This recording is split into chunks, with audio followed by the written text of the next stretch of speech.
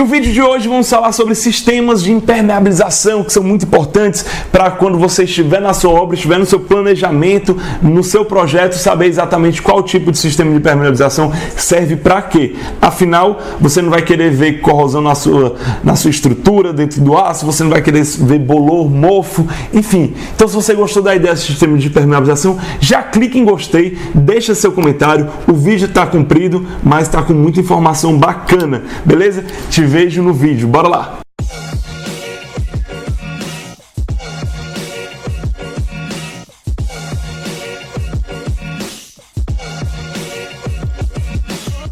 Então, atualmente a maioria das construções do nosso país, eles sofrem com problemas que são muito causados pela ocorrência de infiltração. E muitas vezes esses problemas de infiltrações podem trazer muitos prejuízos à própria estrutura. Então é por isso que é muito importante saber como evitar essas infiltrações para que elas não venham a acontecer. Então, esse vídeo vamos falar sobre sistemas de impermeabilização. Mas o que é exatamente um sistema de impermeabilização? Segundo a NBR 9575/2010, a impermeabilização abre aspas, o conjunto de operações e técnicas construtivas composto por uma ou mais camadas que tem por finalidade proteger as construções contra a ação deletéria de fluidos, de vapores e da umidade. Fecha aspas. Ou seja, a impermeabilização basicamente é o conjunto de ações que tem por objetivo proteger a construção contra a atividade da umidade, de vapores, de fluidos.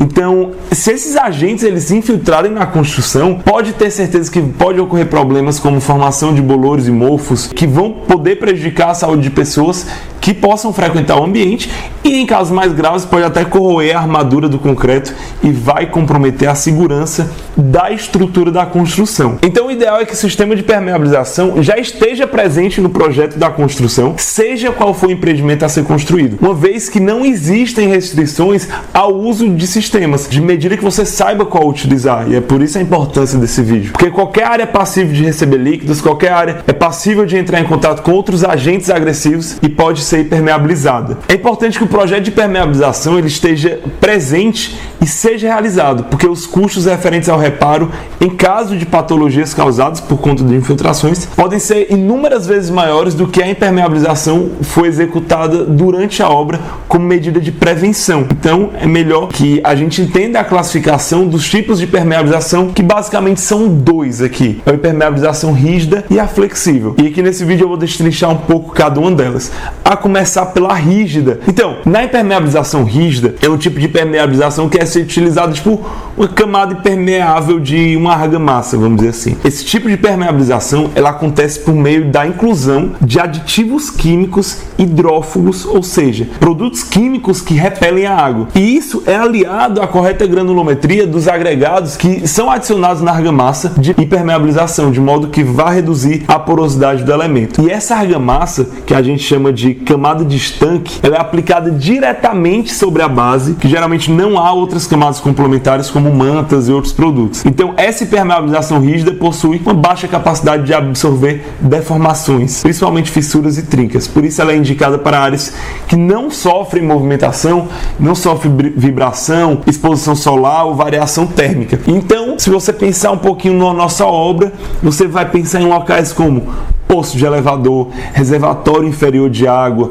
ou outros locais com carga estrutural estabilizada, subsolos, galerias, piscina enterrada, galeria de barragem, enfim, condições tranquilas, que não tenha variação, porque aí pode ter fissura e trinca. Então, dentro da impermeabilização rígida também existem outros tipos. Então, vamos aqui aos principais tipos de impermeabilização rígida. A gente pode destrinchar. E o primeiro tipo são as argamassas poliméricas. Esse material é composto basicamente por cimentos, materiais, que são os agregados, e aditivos poliméricos acrílicos. E quando aplicado sobre a base, ele forma tipo um revestimento impermeável com bastante resistência mecânica quando comparado a outro método de impermeabilização rígida. E esse tipo de produto, ele funciona preenchendo os espaços e porosidade da base. E desse modo, vai impedir a infiltração da água, que é o que a gente quer. E ele deve ser misturado com água nas devidas proporções, sempre seguindo o que o fabricante fala. E antes de realizar, lógico, o substrato tem que estar limpo, regularizado e sem nenhum tipo de partícula solta, tá bem? E a sua aplicação é feita com rolos em camadas regulares e nos pontos críticos, como quinas e dobras, deve-se utilizar umas telazinhas de poliéster entre as demãos. Beleza? O segundo tipo dentro da rígida são as argamassas hipermeáveis, que existem nessas argamassas aditivos hidrófugos.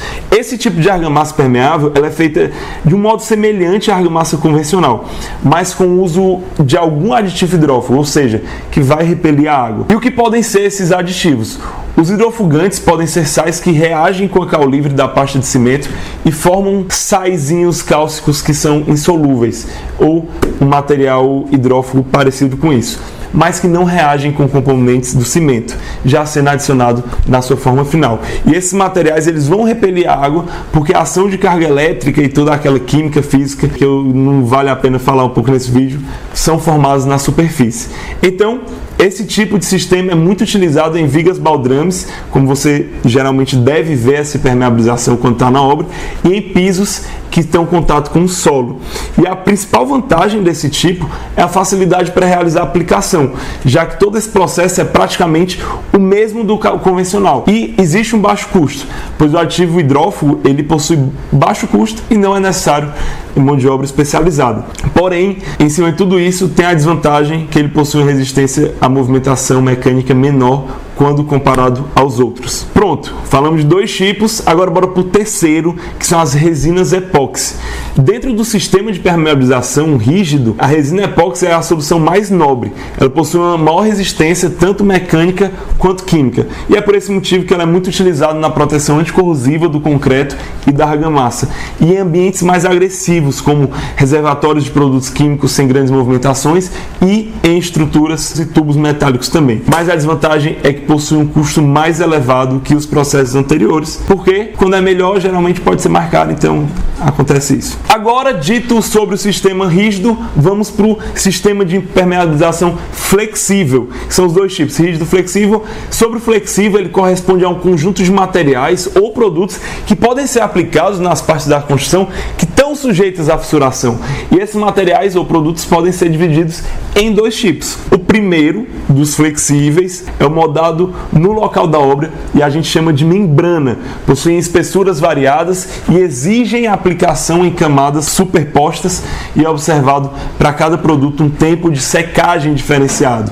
É como se fosse, uma tintazinha, vamos dizer assim. E os pré-fabricados, que são as chamadas mantas, possuem espessuras definidas no processo industrial, podendo ser aplicadas em uma única camada. Então, bora lá para as nossas amigas membranas asfálticas.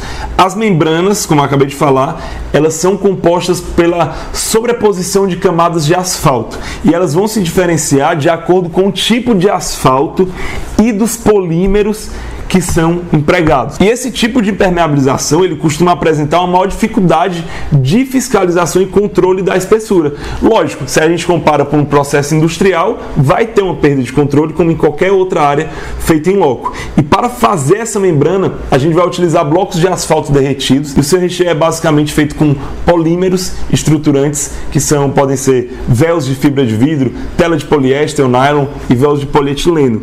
E esse sistema, ele é composto pela aplicação de diversas camadas de asfalto aquecido, no caso da membrana quente, entre 180 e 220 graus, e sua espessura final fica, entre 3 e 5 milímetros. Essas membranas crentes que eu falei, elas são muito utilizadas em cozinhas, banheiros, áreas de serviço, tanques, piscinas. E tem as membranas, como as que tem quentes, tem as membranas a frio, que são comumente chamadas de emulsões asfálticas. E essas emulsões asfálticas, elas são resultado da mistura de cimento asfáltico, de petróleo com água e agentes emulsificantes. Elas vão ser produzidas em fábricas de emulsões, em moinhos de alto cisalhamento, e essas membranas a frio, elas vão ser mais utilizadas em pequenas lajes, banheiros, cozinhas, áreas internas de floreiras também se aplica esse tipo de membrana. Tá bem? Então a gente falou da membrana, da flexível, agora bora falar da manta, que é a parte industrial. E a manta, assim como as membranas, são produtos impermeabilizantes à base de asfalto. e polímeros estruturantes, que são os mesmos de fibra, tela de poliéster, nylon, véus de polietileno. E a grande diferença é que as mantas, elas são pré-fabricadas, tem a magia da indústria por trás, então o controle é mais bacana, porque existem diversos tipos no mercado, mas no geral são fornecidas em bobinas de 10 metros de comprimento, 1 metro de largura e espessuras que variam entre 2 e 5 milímetros.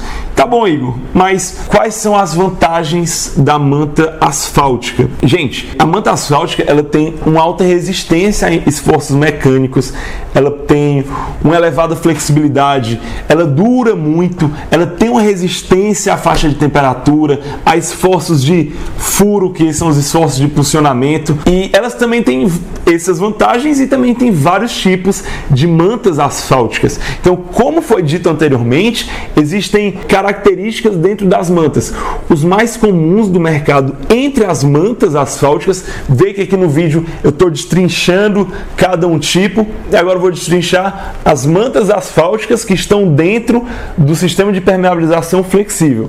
Então tem a manta asfáltica aderida, que é um método que é muito utilizado, que pode ser feito de duas maneiras, né? E o primeiro método é a aderência com maçarico.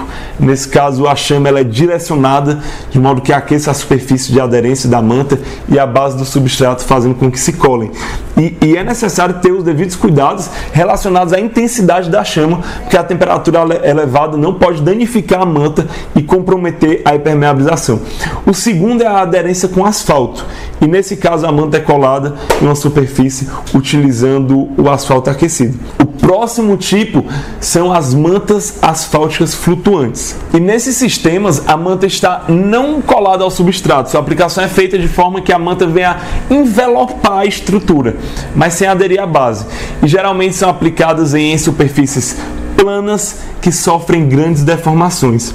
E por último, já está ficando bem longo aqui, mas é para ficar bem completo mesmo. Por último, são as mantas aluminizadas e as mantas ardoseadas. Deu para sacar? São tipos de mantas consideradas autoprotegidas. Diferente dos outros, que podem ser cobertos por outro material para proteção mecânica, esse já possui uma cobertura na face superior que dá essa proteção.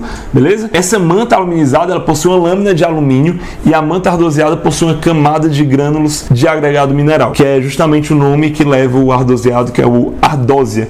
E essa característica permite que elas sejam utilizadas como acabamento final em locais que não há trânsito. Então, depois de falar das mantas, das membranas na flexível, o último tipo é a poliureia.